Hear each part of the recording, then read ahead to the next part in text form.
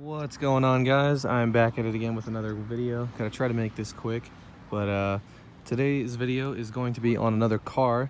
This is a 1998 Honda Accord in green. It's an LX sedan, of course. And yeah, so I made a video yesterday on my mom's new vehicle, and some of you may or may not know, but this was actually my mom's car. She bought it brand new when I was 6 months old, just a little baby. She bought it brand new in June of 1998. And she's had it ever since. And yesterday she finally bought a new car, and so she was originally just going to sell this one, but this car has a lot of sentimental value to me because I pretty much grew up in it, like, you know, all the time. I was in it all the time as a kid and just all the way through adulthood. And pretty much I offered to buy it from her, and you know, she agreed. We decided on $1,000, which I think is really good for this car. That's not too much more than what I paid for my 1990 Accord, which is in a lot worse shape. So yeah, but anyways, it is now mine. So let's go ahead and take a quick exterior tour. It was repainted in 2013, I believe. Same factory color though, or at least very similar. So yeah, I forget what they call this color, but it is green, of course. So completely stock. There are no modifications to this car whatsoever. My mom just decided to keep it completely stock throughout its entire life because my mom really isn't that much of a car person. But yeah, it's seen some dents. It's got some dents and dings, of course. You know, living in the city, over time you do get some dents and dings. But this whole door was actually smashed in, but I think either she replaced it or she got it popped back out and repainted. So yeah, it does have pretty much brand new tires on it. These tires only have about 8,000 or 10,000 miles on them. These are Firestone Champion fuel fighters. Let's see, where's the date code on these? 1516, so pretty much, you know, beginning half of 2016. So I do have some plans for this car regarding the steel wheels, which I personally dislike. So in probably a week, I will have an update on this car once I do a couple of things to it. There is a full side view there. So yeah, pretty much that's the exterior. This car is in absolutely beautiful condition. My mom really took care of her vehicle, and both cosmetically and mechanically. So let me go ahead and pop the hood. I'll go ahead and show you that real quick, just real quick. You know, we're not gonna make this too big a deal. Then we'll go on the interior and I'll talk a little bit more. But yeah, so here is the underneath the hood. This is an F23A1.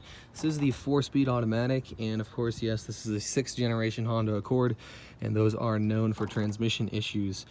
The transmission was rebuilt at about 140,000 miles. It was actually rebuilt twice because I guess the first time they didn't fix it completely right or something. So it was rebuilt twice, like I said, around 150,000 miles, and it's been fine ever since. So it does still slip a little bit from second to third, but I find that after you drive it for a while, you know, a little bit of a longer drive, it stops doing that almost completely. So yeah, I do have plans for the transmission though. I do definitely want to add a transmission cooler somewhere down here. That's going to be a project of mine that I really want to complete. Of course, those two lines right there, those are the transmission lines. So I just have to tap into one of those on the output side of the radiator, because currently it does, I mean, kind of have a pseudo tranny cooler in the radiator, but I want to add an auxiliary one out here. So that'll just kind of ensure that the transmission hopefully stays all right. And I'm also going to change the fluid because it's been about 15,000 miles or so since it's been done.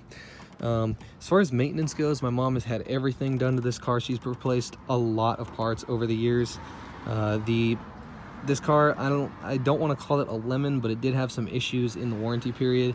About 2 years after it was new, the rear main seal started leaking, so she had that replaced under warranty. And pretty much everything else, obviously you can see new belts here. She's had new plugs, wires, distributor, transmission rebuild, new radiator, new air conditioning condenser, probably new power steering pump at some point, new battery, new spark plugs. She's had pretty much almost every part, new engine mounts at some point. So over those 20 years, she's had a lot of parts replaced. So yeah, I don't want to go through all of that because I have about a folder with about 2 inches of paperwork dating all the way back to about November 1998. So I don't want to go through all of those, but she's had a lot of work done to this car. as such, it's in excellent mechanical and physical condition. Of course, the interior is pretty mint. Everything is nice and clean. The only things I can see is that some of the fabric's just starting to loosen up a little bit. This part on the sun visor is just getting a little bit loose. The headliner is coming down in the back. You can actually see right there, it's just coming down just a little bit. Other than that, I mean, this car was, like I said, pretty much immaculately taken care of. There is some stuff coming off down here, and the 12-volt outlet doesn't stay in the socket anymore. But, oh, sorry, it still does work, so that's totally fine. Do have this Kenwood head unit in there. It only has aux and CD, so, of course, me owning an iPhone 8, I can't charge and listen to my music at the same time, so I have a battery pack just in case. Yeah, I guess I can go ahead and start it up. So, we do have 216,588 miles on it. It's kind of low for one of these, but I'll go ahead and start her up.